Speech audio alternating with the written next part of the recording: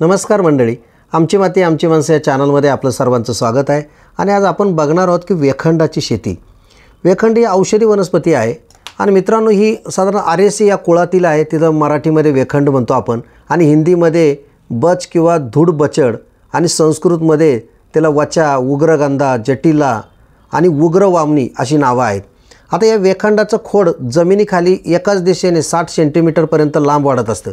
त्यावर तांबूस रंगाचं आवरण असतं आणि ह्या वेखंडाचं पीक एका वर्षातही घेता येते। वेखंडाची पाने साधारणतः 45 ते 60 सेंटीमीटरपर्यंत उंच वाढतात।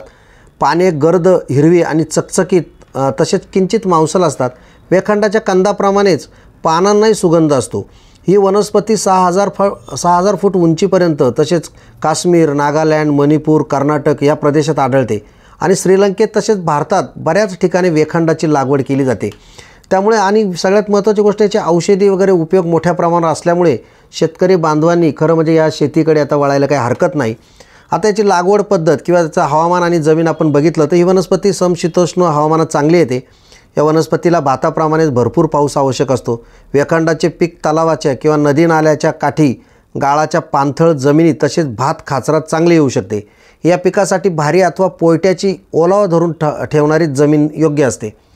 आता पूर्व मशागत आणि लागवड बघितलं तर हे पीक वर्षभर किंवा वर्षापेक्षा जास्त काळ जमिनीत राहत असल्यामुळे जमीन चांगली नांगरून, कुळवून आणि भुसभुशीत करावी। हेक्टरी 20 गाड्या कुजलेलं शेणखत मिसळावं।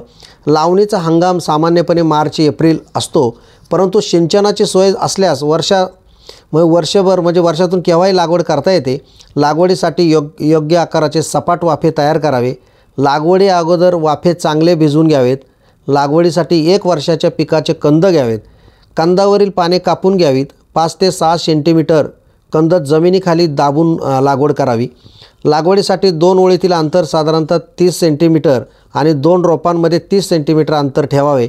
लागवडीनंतर लगेच पाणी द्यावे। या पिकाला हंगामानुसार व जमिनीच्या प्रकारानुसार 5 ते 10 दिवसाच्या अंतराने भरपूर पाणी द्यावे।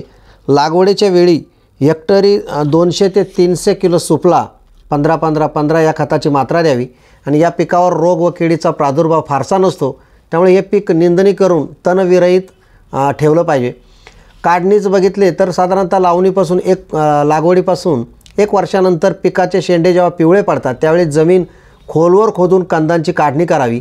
कंद जमिनीत 30 ते 40 सेंटीमीटरपर्यंत खोल पसरलेले असतात। काढणी करताना शेंड्याचा भाग कापून पुढील लागवडीसाठी राखून ठेवतात। कंद साधारणतः 30 ते 45 सेंटीमीटर लांब असतात। कंदावरील सर्व तंतूंमुळे छाटून 5 ते 8 सेंटीमीटर लांबीचे तुकडे करून पाण्याने स्वच्छ धुवावे।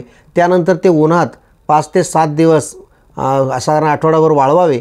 आणि हेक्टरी ओले वेखंडाचं उत्पादन जर पाहिलं तर ते साधारणतः 5 टनापर्यंत येतं।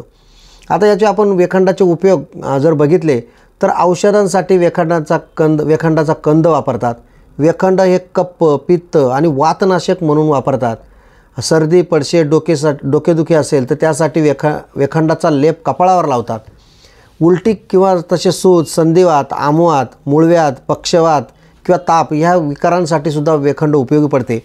वेखंडाच्या वाळलेले जे कंद असतात त्यामध्ये साधारणतः 1.5 ते 3% पर्यंत सुगंधित तेलसुद्धा निघतं। एकरी साधारणतः एकोरिन ग्लुकोसाईड आणि युनिनॉल, एसारोन, कॅपिन ही घटक द्रव्य याच्यामध्ये असतात। आणि वेखंडाचा जर बाजारभाव जर बघितलं तर मंडळी साधारणतः 30 ते 40 रुपये गड्डा प्रति किलो, म्हणजे वेखंडाचे जे गड्डे असतात ते 30 ते 40 रुपये प्रति किलोने विक्री होते आणि त्याला चांगली मागणी आहे। अलीकडे त्याची 50-60 रुपयापेक्षा जास्तसुद्धा किंमत त्याला मिळते। त्यामुळे शेतकरी बांधवांनी ज्यांच्याकडे पोयट्याची जमीन आहे, पाण्याची व्यवस्था आहे आणि अशी काळी जमीन असेल त्यांनी वेखंडाची लागवड करून चांगल्या प्रकारे उत्पन्न घेता येऊ शकतं। त्यामुळे आज हा वेखंडाची शेती कशी करावी याबद्दलचा व्हिडिओ होता। मित्रांनो, तुम्हाला आवडला असेल तर नक्की लाईक करा, शेअर करा आणि सबस्क्राईबसुद्धा करा। धन्यवाद।